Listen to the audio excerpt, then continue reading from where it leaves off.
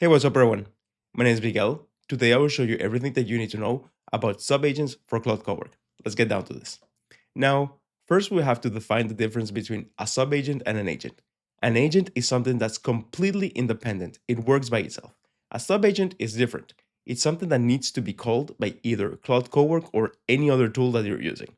In the case of Claude Cowork, you actually just need to say, hey, I want you to use subagents. How do they work?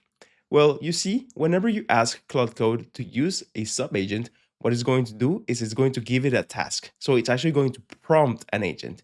This agent is then going to go browse the web, read through documents, and do the objective that was asked by Claude Cowork, and then it's going to give a response.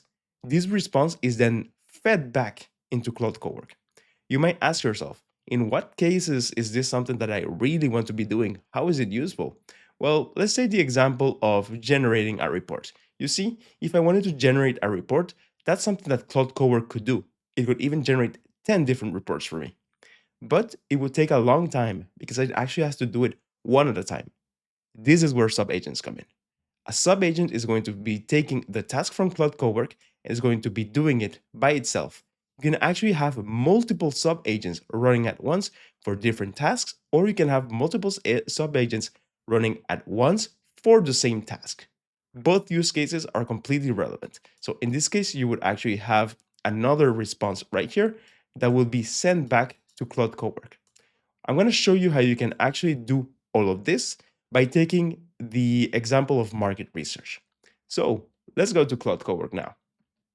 You see, whenever you get into Claude Cowork, you can simply kick things off by asking it which subagents does it have access to.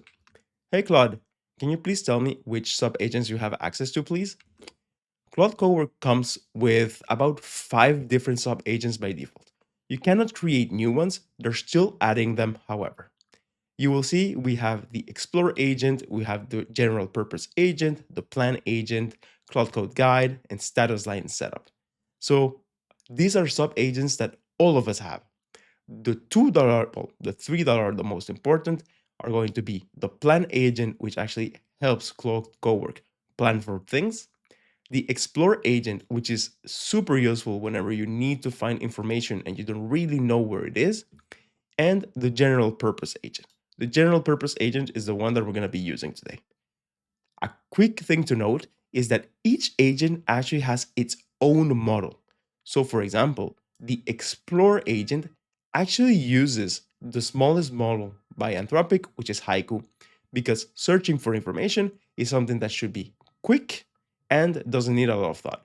Whereas the general purpose agent, sub-agent in this case, is actually something that uses either Opus or Sonnet. These agents can also use skills. So each agent is its own little version of Claude Cowork. Now what we're going to do is I'm going to show you how I can use these ones by taking the example of market research. I'm going to kick things off with one single sub agent, and then I'm going to show you how we can actually fire off 3 different ones or even 10 different ones. Do make sure that you actually have a $100 plan or $200 plan, because using sub agents is like having different conversations running at once, which is going to consume your tokens by so much.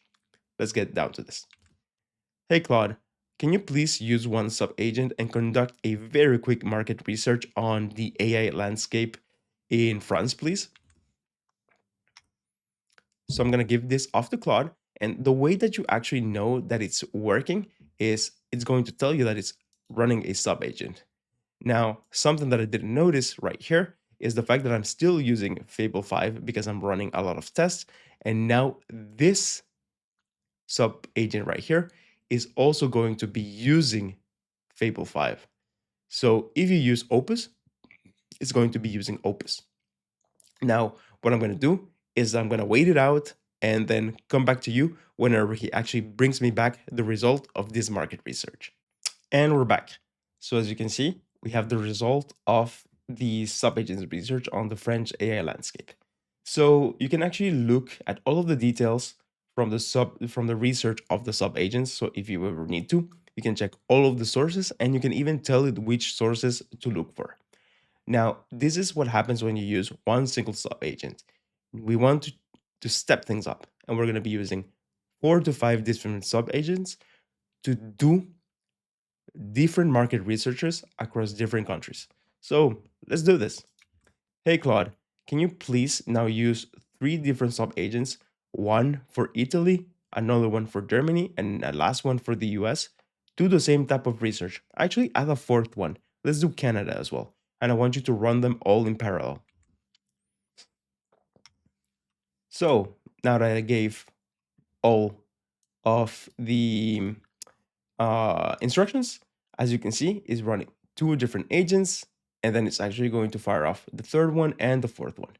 You actually get a very nice visual overview of the things that are being done by your agents as soon as you actually start using 2 or more. So as you can see, I can simply click on them, and then I will know which step is actually being processed by this sub-agent.